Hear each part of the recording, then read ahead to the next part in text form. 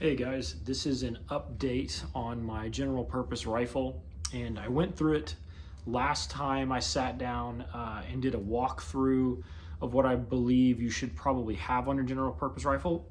And in this case, I want to talk about some of the things that I've changed and really lean more into what your general purpose rifle should be able to do and really narrow that down into a specific category. Not what it should be able to do, but what it should be able to excel at and what you should expect out of it. And then what should your capabilities be with it, right? Because there are certain things, if you're not willing to put in the time from a shooting competency point of view, save yourself some money and you don't have to invest in certain parts, and you'll be totally fine. Just be objective with what you want your rifle to do, and things should fall into place for you. And then if you add training on top of it, you'll be good to go as far as being a competent rifleman or just a competent shooter in general. Whether you want to use this rifle for duty use, if you're a police officer, law enforcement, whatever it may be, or if you just like competition shooting, or maybe you're somebody who's just really into preparedness and you like to train, or maybe some combination of all three, right? So before I walked you through, I have a BCM 14.5 pin and weld setup. This rifle has got a bunch of different gizmos on it to enable it to do certain things. So while we're looking at this here, let's talk about what we think a GPR should be able to do. What I believe a GPR should enable a shooter to do is to engage targets effectively and efficiently with as little effort as possible out to the limits of the max effective range of 5.56. With the current bullet technology out of a 14.5 inch barrel, I think that 500 yards is probably a really good place to be. If you can engage 500 yards and in, that's awesome. And you could also argue that 300 yards and in is even more attainable, and we'll talk about that too, because that's a great amount of competency. If you are incredibly proficient in engaging steel targets, man-sized targets, out to 300 yards with your duty rifle, then that's a pretty good place to be. If you can do that to 500, then you've really basically mastered what 5.56 can do for you in a practical sense. Can it go farther? Can you hit targets that are smaller? Yeah, absolutely. The 5.56 has a capability of doing it, but realistically, to get the terminal ballistics we want, when you start getting out to about 500, depending on your ammo selection and your barrel length, it's not doing really what 5.56 excels at, which is tumbling, causing a lot of tissue damage. That being said, can you kill someone or something at 500 yards with the 5.56? Oh yeah, absolutely. Shot placement's just everything. But anyway, so let's talk about that approach, and then how does this accomplish that approach, right? How does this get that done, this piece of kit, this rifle? So first of all, it's a 5.56 chambered rifle. It is a BCM upper, a 14.5 inch upper with an ELW barrel, which is their lightweight profile barrel, which I love. I discovered recently that apparently BCM recommends not to run a suppressor. Well, oops, I've been running a suppressor on it for the past 6,000 or 7,000 rounds at least, and it's been fine. So it's got, this rifle's got probably 10 or 12,000 rounds on it. I don't really count that much. When the barrel stops running well, I'll just change it out and do something else. So 14.5 inch is my favorite length barrel for kind of a do-it-all rifle. A 16 inch, if you're unsuppressed, is great. It gives you a little bit more velocity. If you're never going to put a suppressor on it, 16 inch is just awesome, because in my opinion, it is kind of that sweet spot in between like a 20 inch rifle and an SBR like 10.3 inches, a CQB rifle. So 16 inch or 14.5. I do suppress this rifle often, and so I like the 14.5 with the K can, so it doesn't become as long as a musket. So the optic choice here, if I want to engage out to 500 yards, I pretty much insist upon having an LPVO. You can do it with a red dot magnifier, but if you don't really have as many ways to range a target through your optic with those types of red dots, the EOTech has some capability of doing that. And even if it does, like the way the reticle is set up, it excels up close inside 300 yards. When you get past 300, you've really got to know your optic and your gun well and the load you're putting through it to be effective and hit consistently at 500. It's just far easier to do with something like this. This is a 1:8 PLXC. This is a kind of an expensive optic. It's a great value for what you get. There are more expensive optics out there, but you don't need anything this expensive to engage to 500. I used to have a PST, Viper PST 1:8, or excuse me, 1:6. They did great at the 500. Past 500, it would fall apart pretty hard, where this excels. but out to 500, it was awesome on, you know, even C-zone targets with this rifle. So if you have that optic, you've got the 5.56 rifle, 14.5 inches, you should be able to, with some training and understanding your math and your ballistics and using your app that you have on your phone, like the Hornady app, you should be able to get all of your dope and be able to engage targets out to 500 consistently. I do think it's a good idea to have a 12 o'clock mounted red dot. Some guys like it on the 45 angle over here off to the side. If you have night vision, you usually don't like it set up that way. The 12 o'clock usually makes more sense. If you don't have night vision, that's perfectly cool. It's really more of a preference thing.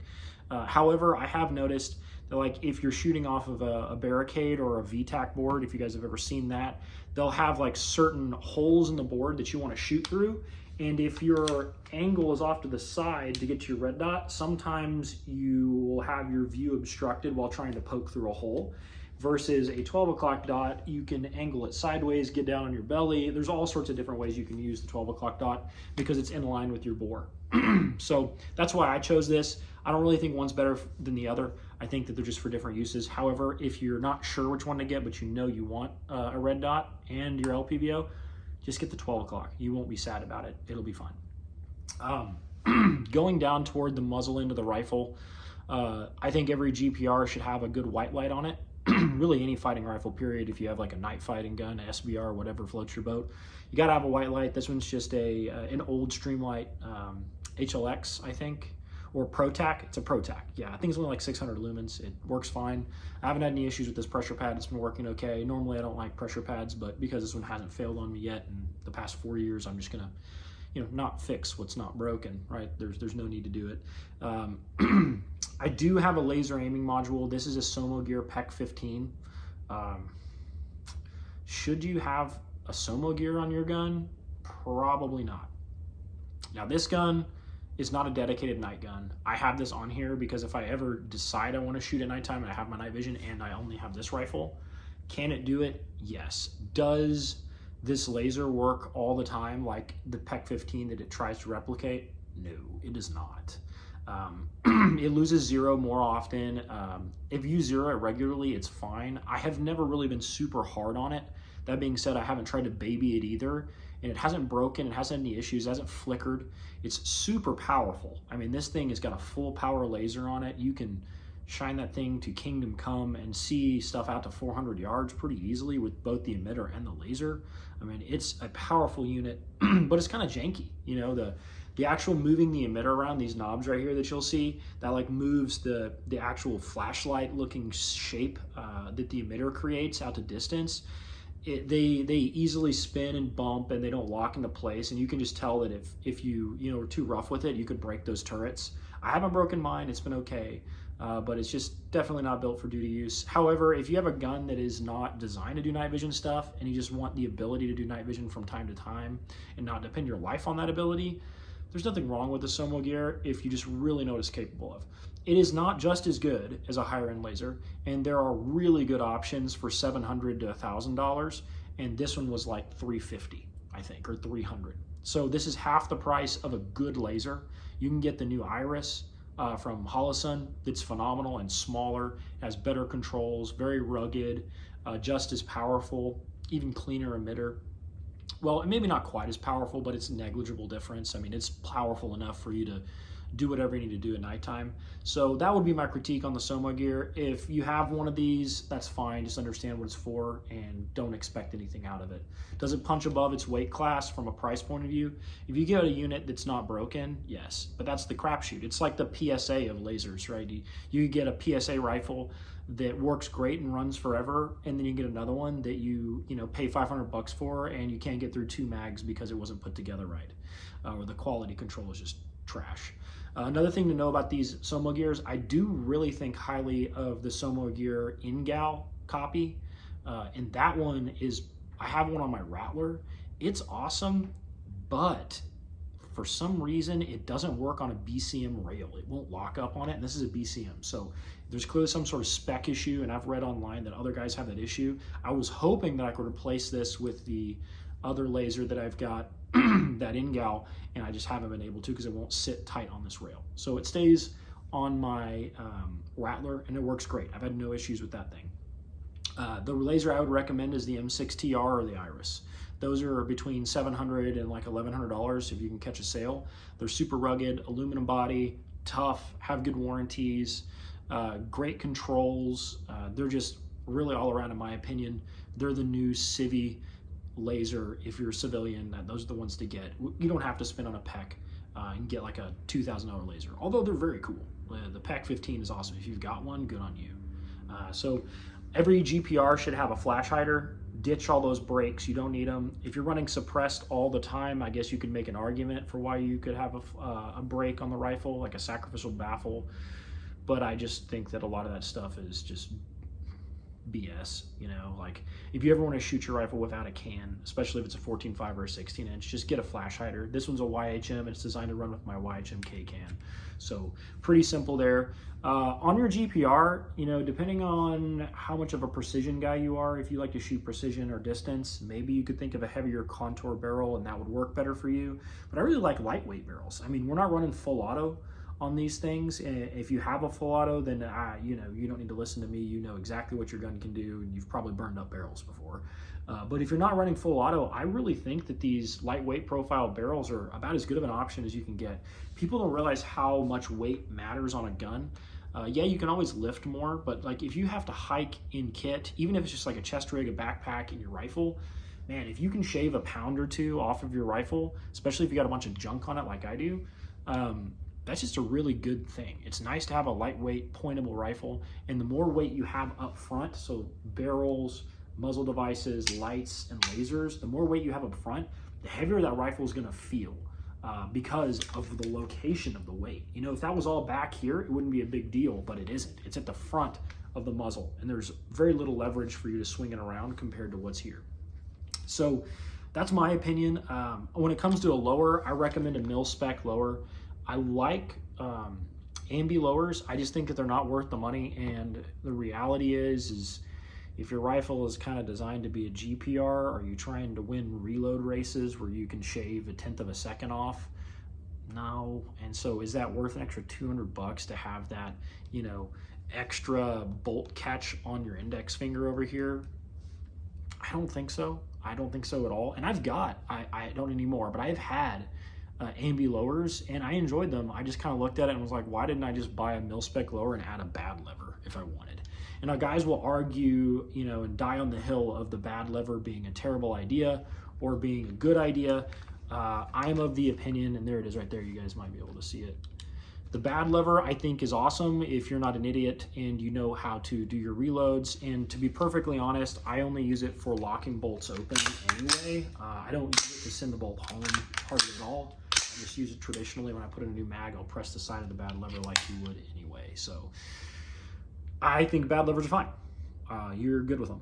I'm not a trigger snob. However, if you're going to shoot out to 500 consistently, it would probably be advantageous to get a better trigger than a mil-spec trigger. It just makes life easier. Doesn't mean you can't do it with the mil-spec trigger. Just don't spend too much. You know, I love the Geisley SSA, and I got this for a really good price 5 or 6 years ago, maybe even longer than that. So I paid less than $200 for this trigger, which was a great deal. You can go get a LaRue MBT2 trigger, which is just about as good, if not, you know, just as good, depending on your preferences. You can get those for like $100, $80 on sale, and they work awesome. A lot of guys I shoot with basically moved off the Geisley triggers and moved right to the LaRue triggers just because the price point is so excellent, and they're about as good. You know, it's really, again, a preference thing. I'm a 2-stage trigger guy.